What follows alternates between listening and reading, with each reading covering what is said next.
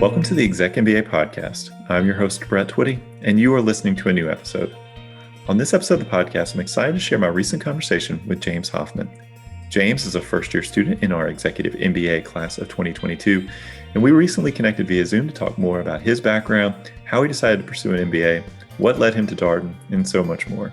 I think you're really going to enjoy this conversation. So without further ado, here is my interview with James Hoffman. James, welcome to the podcast. Great to be here, Brett. Thanks.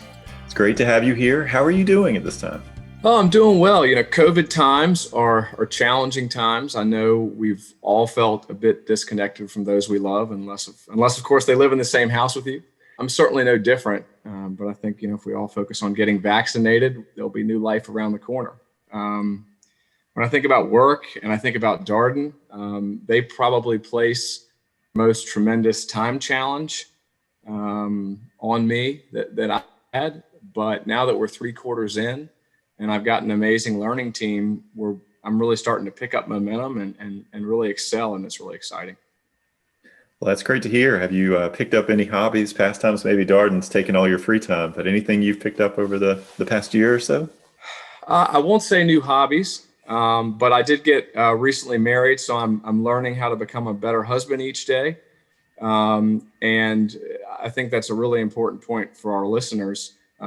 When and if you consider Darden, make sure you have those really intentional conversations with your family, because they are an amazing support system. So I think my biggest hobby is balancing things like the weighted average cost of capital and econ with becoming a better husband and dog parent, perhaps. Well, that's great. Well, congratulations, James. I know from talking with you over the summers, you were getting ready for the start of school. I knew your nuptials were pending and forthcoming. So I'm glad to hear all is going well and you're hanging in there. And thank you for coming on the show today to talk a little bit more about your journey here as a Darden student. So tell us a little bit more about you and your background. Sure. Well, I'm a Richmond native, and I live and work here now, Richmond, Virginia. I'm a product of St. Christopher's School and Hampden-Sydney College, where I was a government major. I'm someone who I think for some time was thinking about Darden, and then realized that I needed to overlay a set of soft skills with some business knowledge and hard business skills. So I spent about 7 years representing different clients in the General Assembly on behalf of 2 lobbying firms. And I realized it was time to make a switch, and chose Verizon and Darden really almost at the same time. So had you thought about an MBA for a while? Was it a relatively recent idea for you? Tell us a little bit more about that. I thought about it for perhaps maybe 4 or 5 years on and off. But I think when I made the transition from contract lobbyist and working in the General Assembly to corporate America, and I saw people who in my line of work could talk the talk, had soft skills, and understand and understood the technology of our business.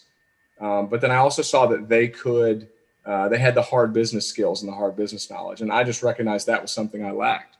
And so I wanted to go to the best place I could to get that skill. And we're lucky in Virginia, we have great institutions. And one of them is certainly Darden. You mentioned starting your journey at Verizon and at Darden at roughly the same time. Tell us a little bit more about the work that you're doing at Verizon. In 2018, I had the opportunity to represent one of Verizon's competitors as part of an industry-wide effort to pass legislation making permitting in local governments easier and more efficient for 5G ultra-wideband technology.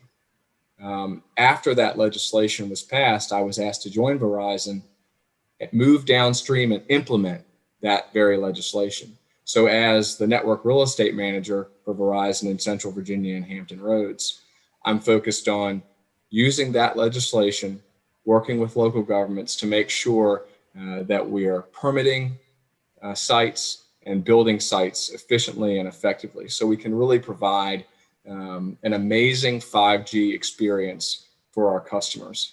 It's really, really exciting as we're building out what is really a new ecosystem for Americans and across the country.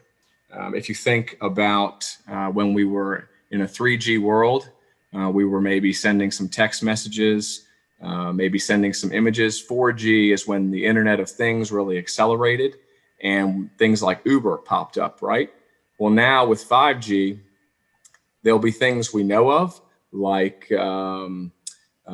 drones or firefighters being able to see in the dark, because that increased speed will allow that. But there are also things we can't even see that will be enabled, that haven't even been built yet because the ecosystem hasn't been built yet. So at Verizon, we're excited that we're building that ecosystem. Your phone's going to get faster, but it's not as much about the phone anymore as it is about all the experiences that will be developed off the network that we're building. Life-changing experiences that will be developed. Some we can see and some we can't. So James, when I'm hearing you describe the work that you're doing with Verizon, it sounds complicated, like potentially you're working with a lot of different stakeholders. What does your day-to-day look like? It's really a constant external communication. I'm working with local governments to make sure we have the master agreements we need to have access to that right of way. Then I might be helping solve permitting problems. And then a number of our sites are past permitting and they're in construction. And when they're in construction, the public wants to know, well, what's that? How does it work? And I'm generally the guy that they reach out to. So it's really a combination of making Verizon as efficient as we can be, helping local government find efficiencies with our permits. And then as we're building, making sure the community knows what's going on and all the ways that our network's going to really improve their lives. Yeah, I was thinking about this as an end user. You just know your phone and you're accessing content, different things that are enabled by the network. People don't know all the things that go into making all of that possible. That's right. And I think in this new era, this small cell era, we are more local government focusing than we've ever been before, because these small cells for us, our 5G ultra wideband network, there'll be, hundreds of sites perhaps in cities, and each one of those individual sites has conduit for power and fiber. So they're all little individual cell sites. So it's very labor intensive. All right. Well, I imagine our listeners are learning some things about 5G and how it all runs. And so thank you for sharing that. Sure. Talk a little bit more about Darden. So you'd mentioned thinking about an MBA to get the hard skills and sort of the business perspective. Darden was, of course, on your radar as a school in Virginia. You'd mentioned that fortunate to live here in Virginia where there are fantastic schools. What about Darden particularly resonated with you? I think the first thing is faculty. And the second thing is community. We all know, because we can Google it, that Darden has amazing faculty. They're caring, they're empathetic, they understand when they need to push you, but they also understand that you're a working professional, and they're flexible when they need to be, and that's certainly appreciated. The other thing that stood out to me about Darden that has been magnified since I enrolled is the intentional way that you and your staff have picked our community. And that is not only just the students as a group, but our individual learning teams. I am surrounded by the most amazing people I have ever met. Certainly some of the most amazing people I've ever met. Whether you're a Navy SEAL or an Olympic athlete, or someone who has 4 kids trying to get an MBA. Well, we talk a lot when we're on admissions webinars and application hotlines and things like that.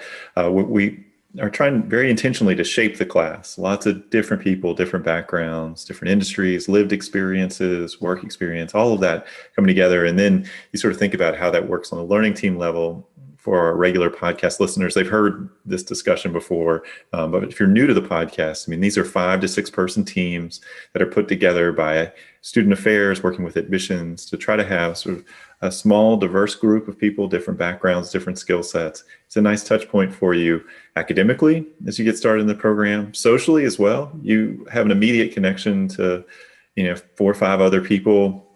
And, I think this past year, certainly talking with your class, it feels like we've got a good mix of people on these teams. Like I'm hearing a lot from you and your classmates about the learning teams, and they seem to be working well.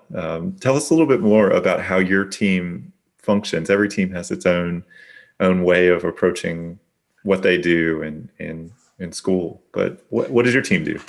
Well, Learning Team 25 is an amazing group of people, and we're very committed to one another, and we're very structured in that we usually meet on a Sunday night, and we'll plan the schedule for the next week. So if you've got class on Tuesday, we're meeting Monday night. If you've got class on Thursday, we're meeting Wednesday night, and we stick to those times. And if we in fact can't meet or someone can't join, we record for them. But I think it's all about recognizing that you can't get through this alone. You need supportive faculty and staff, you need supportive family, and you need a supportive learning team, because perhaps where I'm strong, others may need some help. In areas where I am not as strong, I have some amazing people on my learning team that are able to pick me up and guide me through. That's the culture that we talk a lot about here. It's always great to hear students come and share that's their experience, even early on in the program. I mean, your class, as you mentioned, you're through 3/4, you're in quarter 4 right now. So you're taking global economics operations, and I think you have an elective, right? You have a choice of either defining moments or transforming societies. Which of those classes are you in? So I chose transforming societies. I felt, and I think this is part of the Darden experience that I needed to broaden myself, see more things, get out in the world a bit more. And I have learned and seen and come to understand a number of things that I'd never thought about. And that's been a real cornerstone of the TS experience, as we call it. Nice. So it sounds like you're enjoying that class. Absolutely. All right. So how do things feel in quarter 4? By this point, you've taken some of the real, quant classes in the program. You've taken accounting and finance, and this is now your second half of global economics, and you've got ops going. You've also taken, I think, leading organizations, leadership communication, so a lot of different things. But I'm sure some of our listeners perked up when they heard accounting, finance, decision analysis, global economics. So how are things going? Things are going really well. Everybody knows where they're strong, and so I think everybody can kind of guess where they are going to do well to some extent, based at least on strengths. But I was worried coming into the program that maybe as a government political philosophy major, maybe my math background wouldn't be as strong and would be a disadvantage. But what I've really learned is if you're willing to put in the time and you're able to lean into and trust your learning team, you can do extremely well in all of these, all of the courses, even the ones you're not as confident in or comfortable with. And I've learned that things like economics, something I've had no previous experience in, is an area of relative strength. I'm sure we have listeners who are saying, like, look, I've never taken these classes before. And it might be the thing that feels most intimidating to them when they think about an MBA curriculum, particularly at a place like Darden, where you have a core. You cannot avoid these classes. So what was your journey like? As you kind of mentioned, government philosophy, now you're coming into an MBA program, you're going to have to take these quant courses. Did you do anything to brush up? How did you kind of get over that sort of, man, I don't have any background in this kind of feeling? The school does provide, and I certainly took advantage of, pre-matriculation materials. There's a couple great courses that they refer you to kind of get your wheels turning before you really have to pick up speed as part of the program. So I took advantage of those things. I also attended, as I'm sure a lot of our listeners have, a lot of the optional opportunities, we'll call them, or mock classes. I think those are really, really helpful. But frankly, none of that is going to prepare you completely for the cold call experience in class. And I think one of the most important things in the areas where your weakness or where you are weakest is really to not be afraid. And know that everybody else is having the same experience you're having. If you've got a question, throw yourself out there and ask it, and you will improve. I like that advice, James. I think it's great because rather than avoiding something, you go to it and you say, look, this is the only way I'm going to learn. And I think it's always important to acknowledge that everybody is here to learn. You're here because you don't maybe know anything about this. And so it's all upside. That's right. You have to run to contact, and you have to realize that if you really are going to learn, then down is the way up. And the sooner you humble yourself and raise your hand the sooner you're going to get that gain and live into a bit of a new life. So it sounded like, based upon what you shared earlier in the conversation, that you're starting to get some momentum, probably feeling a little bit more settled in the program at this point. What's been the impact of your Darden experience thus far? I recognize it's relatively early days, but you are in quarter 4, so about 7-8 months in. Well, I certainly have skills that I never had before. Corporate finance, I literally knew nothing comparatively about corporate finance apart from what comes on our earnings reports or our earnings calls at the company. And I could generally piece that together, but I understand things like that so much better. Economics, I think, has been my single most exciting percentage increase. And, when I hear the Fed chair talk about things, or when I'm reading the business section, I mean, it all seems to make sense now. I think I had a general high level understanding of things before joining Darden, but I'm just a much more effective person, not just professional, because I just understand so much more in a day-to-day life. What about economics has resonated with you? You've mentioned it a couple times as being like a real standout subject. And it feels like economics is in the news all the time right now, Right. whether people are talking about inflation or what's going on in the world. What's resonated with you about the subject? Well, I think the professors, Professor DeBear and Dennis Yang, have been absolutely wonderful. There's a lot of information to get through, but they deliver it in an amazing fashion, and I've been very grateful for that. I've tried to draw parallels between economics and other learning, and economics for me is all about building a story in my mind and imagining the levers of the economy moving and what that looks like in the real world. And I think some of my political philosophy work and class work at Hampden-Sydney really prepared me for that.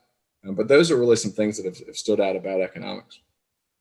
So what are you looking forward to in the months ahead? You have anything circled on your calendar, anything in the program that you're excited about? I think I'm excited to transition from Q5 to Q6 and get more into elective work. Things that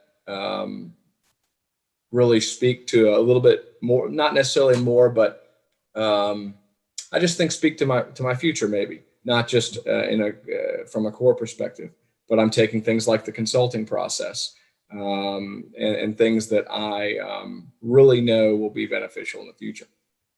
In the world of executive MBA programs, I actually think Darden's executive MBA program offers students a lot of elective choice. You have 12 electives that you take in this program. And what was your approach as you thought about electives, or what electives were of interest to you? Were you thinking about your career and your job mostly? I think I was thinking as much about kind of whole person development and building my strengths as an individual, just as much as I've been thinking about building my strength as a professional, and as I hope to continue and grow my career at Verizon. I think that's a outgrowth and byproduct of a Darden MBA, is that you begin to really focus on how you can become a better professional and a better person, as much as you are enhancing your day-to-day effectiveness and understanding. Yeah.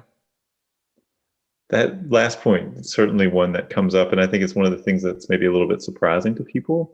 As you kind of learn about Darden, you tend to think MBA program, hard skills, I'm going to learn a lot about business, but almost to a person, particularly when alumni or students who are towards the end of the program come on, they do talk a lot about all the self-work you do. So learning about who you are and kind of wanting to be a better version of yourself.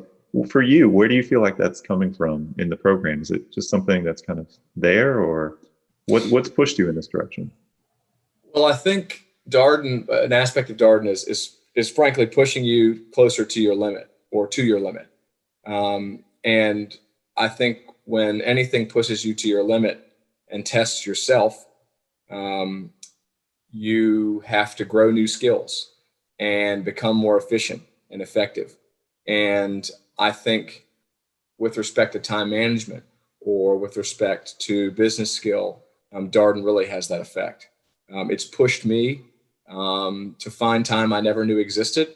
And when Darden is over, and hopefully, knock on wood, I have an MBA and I'm just a professional again, well, there's all this time to accomplish more and accelerate my career and build this network we're so committed to building.